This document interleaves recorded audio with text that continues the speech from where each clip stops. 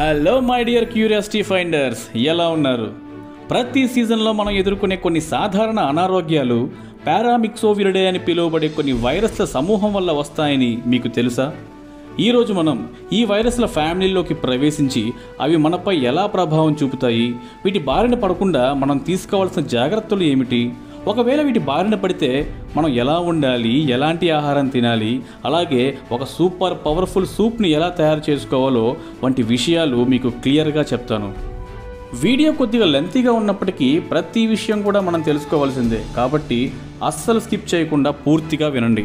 So ఏమాత్రం late చేయకుండా start చేసేద్దాం పదండి. Welcome back to our channel. నేను మీ డాక్టర్ షెఫ్. ఇక్కడ వైద్య పరిజ్ఞానంతో పాటు నేను నేర్చుకునే వంటలు, వాటి పోషక విలువల గురించి సులభంగా వివరిస్తాను. ముందుగా మీకు ఈ పారామిక్సోవిరిడే ఫ్యామిలీలోని కొన్ని ముఖ్యమైన సభ్యుల్ని, అవి కలుగజేసే జబ్బుల్ని బ్రీఫ్గా పరిచయం చేస్తాను. మొదటిగా మీజిల్స్ వైరస్.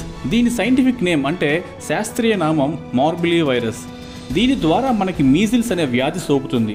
తెలుగులో తట్టు అని పిలుస్తారు. ఇది పోషకాహారం లోపించిన పిల్లల్లో ఎక్కువగా కనిపిస్తుంది, ముఖ్యంగా 5 సంవత్సరాల లోపు వారికి. ఈ వైరస్ శరీరంలోకి ప్రవేశించిన 8 నుండి 14 రోజుల తర్వాత వ్యాధి లక్షణాలు బయటపడతాయి. జ్వరం, పొడి దగ్గు, ముక్కు కారటం, గొంతు నొప్పి, కళ్ళు కలకడం లాంటివి కనిపిస్తాయి. వీరిని నోరు తెరచి పరిశీలిస్తే లోపల చెంపలకి చిన్న చిన్న తెల్లని మచ్చలు కనిపిస్తాయి.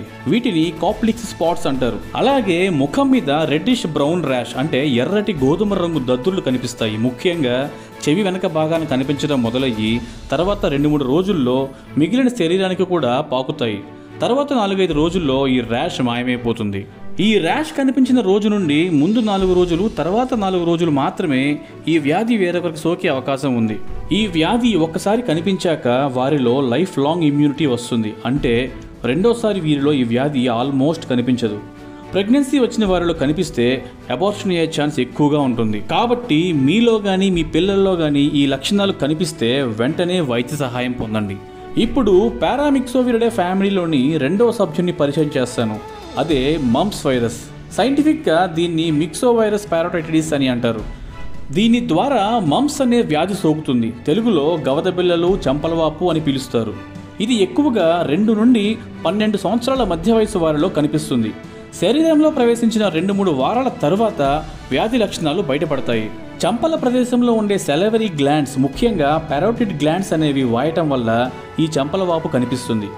ఆ ప్రదేశంలో విపరీతమైన నొప్పి ఉంటుంది. ముఖ్యంగా ఏమైనా నమిలినా, మింగినా, పులుపు తగిలినా ఆ నొప్పి మరింత ఎక్కువగా ఉంటుంది. జ్వరం, తలనొప్పి, కండరాల నొప్పులు, ఆకలి లేకపోవడం, విపరీతమైన నీరసం కనిపిస్తాయి.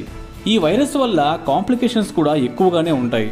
అయితే ఇప్పటిదాకా చెప్పుకున్న మీజిల్స్ అయినా, మమ్స్ అయినా MMR వ్యాక్సిన్ తీసుకోవడం ద్వారా వీటిని అరికట్టవచ్చు.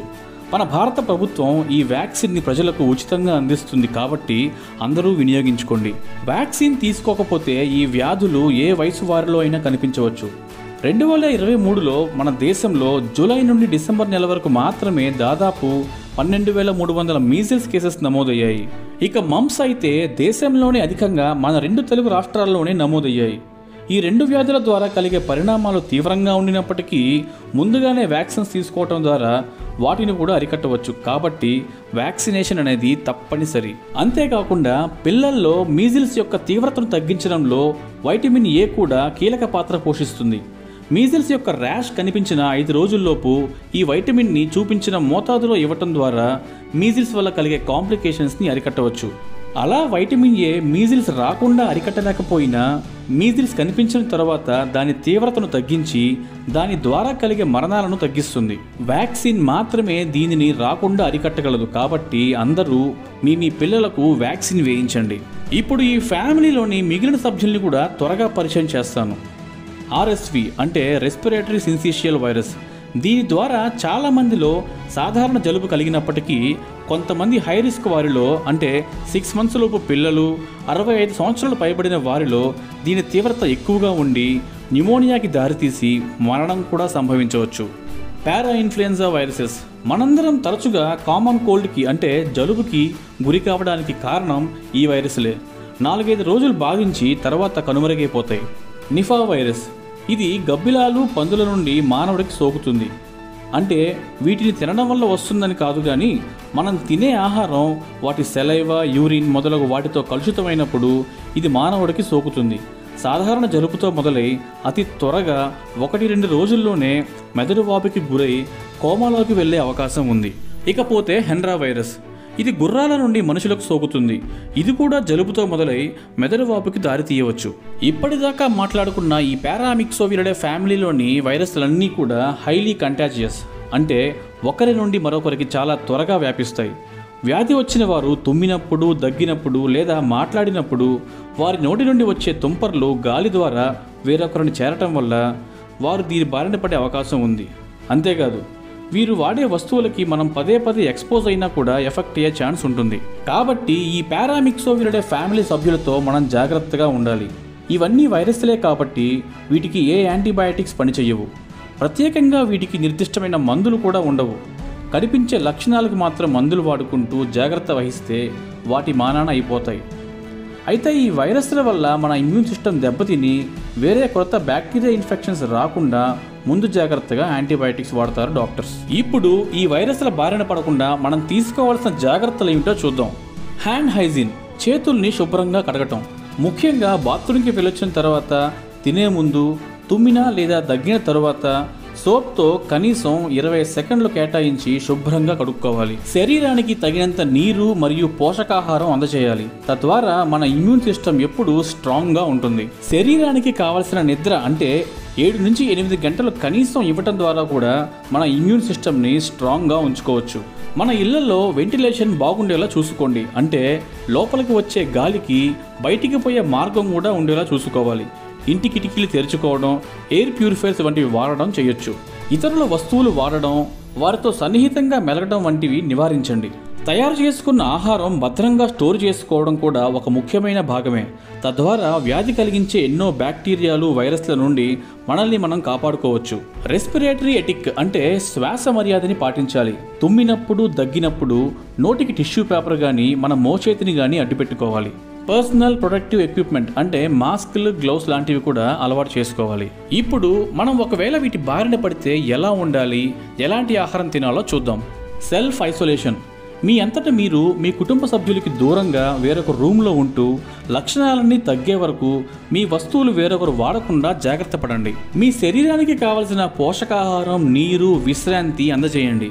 మీ సింటమ్స్ అన్నిటినీ ట్రాక్ చేసుకుంటూ బుక్లో నోట్ చేసుకోండి. ఉదాహరణకి ప్రతిరోజు టెంపరేచర్ని చెక్ చేసుకోవడం, ఆక్సిజన్ లెవెల్స్ని చెక్ చేసుకోవడం, వ్యాధి తీవ్రతను అంచనా వేయటం లాంటివి. అలా మీ లక్షణాల యొక్క తీవ్రత పెరుగుతుంది అని అనిపిస్తే మాత్రం వెంటనే వైద్య సహాయం కోసం మీ డాక్టర్ని సంప్రదించండి.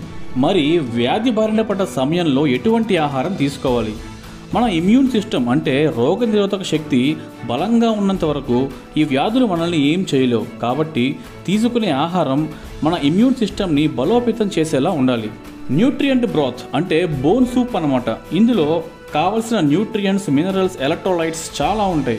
దీనిని ఎలా తయారు చేసుకోవాలో వీడియో లాస్ట్లో వివరిస్తాను. Chicken soup. ఇది డిమల్సెంట్ అండ్ ఎక్స్పెక్టరెంట్గా పనిచేస్తుంది. అంటే గొంతులో ఏమైనా మ్యూకస్ అడ్డుపడితే, అంటే శ్లేష్మం ఉంటే దానిని క్లియర్ చేసి గొంతుకి ఉపశమనాన్ని కలుగు చేస్తుంది. జింజర్. అల్లం వేసిన కషాయం తాగటం ద్వారా గొంతులో ఉండే నొప్పి, మంటను తగ్గించి హీలింగ్ ప్రాసెస్ను వేగవంతం చేస్తుంది. Citrus fruits, lemon, oranges, grapes వంటివి తీసుకోవడం ద్వారా శరీరానికి విటమిన్ సి అంది శరీరంలో తెల్ల రక్త కణాలు ఎక్కువగా ఉత్పత్తి అవ్వడానికి సహాయం చేస్తాయి. తద్వారా మన శరీరం ఆ వైరస్ తోటి బలంగా యుద్ధం చేస్తుంది. అలాగే పసుపు, పెరుగు, గార్లిక్ అంటే చిన్నులపాయ, గ్రీన్ టీ, బాదం ఇవన్నీ కూడా రోగనిరోధక శక్తిని బలోపేతం చేయడంలో చాలా సహాయపడతాయి. బాదంలో ఉండే విటమిన్ ఇ ఇందుకు ఎంతో బాగా ఉపయోగపడుతుంది. ఇప్పుడు న్యూట్రియంట్ బ్రాత్ని అంటే బోన్ సూప్ కానీ వెజిటేబుల్ సూప్ని కానీ ఎలా చేయాలో వివరిస్తాను. ముందుగా బోన్ సూప్ చూద్దాం. షీప్ యొక్క బోన్స్ అయితే ఏమైనా తీసుకోవచ్చు, కానీ బీఫ్ బోన్స్ అయితే మాత్రం మ్యారో బోన్స్ తీసుకోండి. అంటే మూలుగ ఎక్కువగా ఉండే ఎముకలు. ఈ న్యూట్రియంట్ బ్రాత్కి ఇది బెస్ట్ ఆప్షన్. ముందుగా ఒక పెద్ద కుండ లాంటి వెజల్ తీసుకొని కొద్దిగా ఆయిల్ వేసి ఈ బోన్స్ని ఫ్లేవర్ కోసం రోస్ట్ చేయండి. ఇప్పుడు క్యారెట్, ఉల్లిపాయలు, క్యాబేజీ, కసూరి మేతి, బిర్యానీ ఆకు, ఉప్పు, కారం, 4 రెబ్బల వెల్లుల్లి అన్నీ వేసేయండి. ముక్కలన్నీ మునిగేలాగా ఇప్పుడు కావలసినన్ని నీళ్లు పోసి 1 స్పూన్ యాపిల్ సైడర్ వెనిగర్ వేసి మీడియం ఫ్లేమ్లో ఉడకనివ్వండి. నీళ్లు బాగా ఉడికిన తర్వాత స్టవ్ సిమ్లో పెట్టి 4-5 గంటలు అలా వదిలేయండి. ఆ తర్వాత బోన్స్ని మిగిలిన వాటిని మొత్తం వేరు చేస్తూ ఆ సూప్ మాత్రమే వచ్చేలా వడగట్టండి. అలా వచ్చిన సూప్ని ఒక ఎయిర్ టైట్ కంటైనర్లో ఉంచి స్టోర్ చేసుకోవచ్చు. ఫ్రిడ్జ్లో అయితే 1 వారం వరకు ఉంటుంది. ఫ్రీజర్లో పెడితే 6 నెలల వరకు ఉంటుంది. దీనిని డైరెక్ట్గా అయినా, సూప్స్లో అయినా, వంటల్లో అయినా ఎలా అయినా వాడుకోవచ్చు. దీనిలో చాలా న్యూట్రియంట్స్, మినరల్స్, ఎలక్ట్రోలైట్స్ ఉంటాయి. మన ఇమ్యూన్ సిస్టమ్ని బలోపేతం చేయడంలో దీని తర్వాతే ఏమైనా.